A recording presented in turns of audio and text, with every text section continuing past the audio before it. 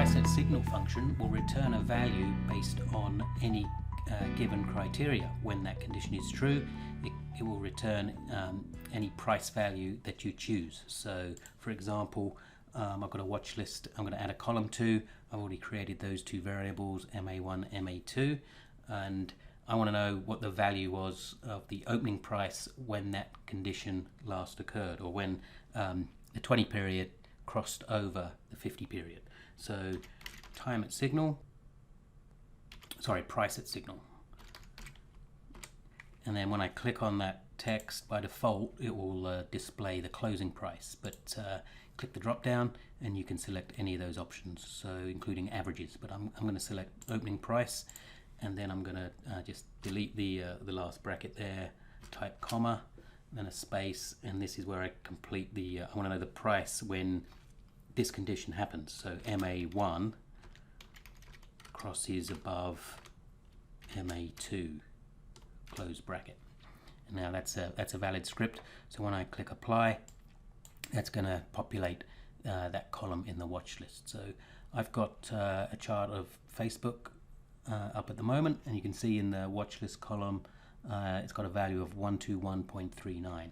So if I zoom in to where the last crossover was, it was here. So that the opening price of the next bar, let me turn on the tooltip so that will when I mouse over, that will pop up, and you can see the opening price 121.39, which matches the watch list column.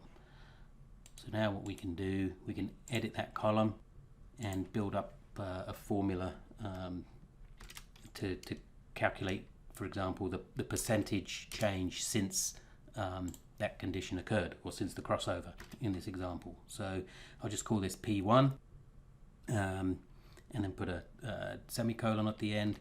So what I want to do is take the current closing price and divide that by P1 and subtract that and then -1 on the end of that.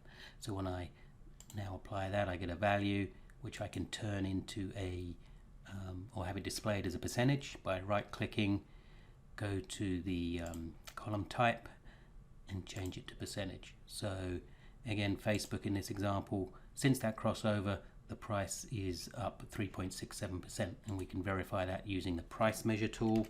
So PM for price measure. So it crossed on that big bar there, so we'll click on the opening price and then drag that up to the current close, and you can see it's displaying both the value and the percentage, so 3.7%, which matches the column. Similar to PriceAtSignal is ValueWhen. So I'll just delete a couple of the that price measure tool, and I'll go in and edit this column and remove everything. Oh, that was didn't mean to do that. So I'm going to right click, edit column, and just delete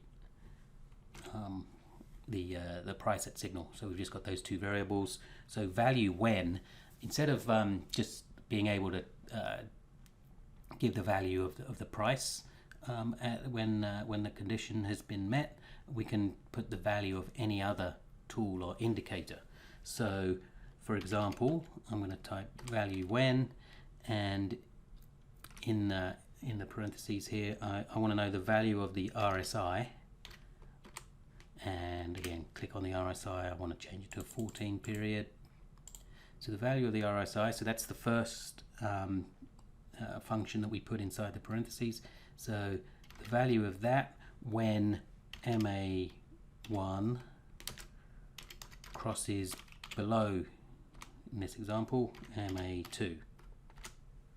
And when I click apply, that column will populate with a new value. It's still in percentage format, so I need to change that because that doesn't make any sense.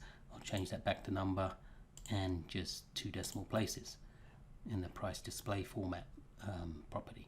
So now this column is showing the value of that RSI when the 20 crossed below the 50. So 29.81 for Facebook. So when I zoom in, that's when it crossed over.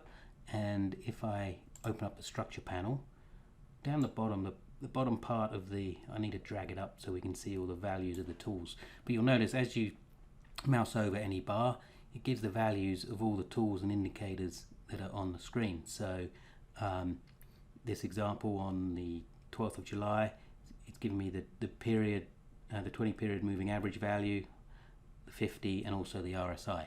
So when I'm going to turn on the crosshair on the left hand side so I can line up that crossover. So that day there, the moving averages hadn't crossed over, but on this day it had. So we're going to take the RSI value from that day. So you can see at the bottom right of that info panel, RSI 14 period value 29805, and that matches the column in the watch list 2981.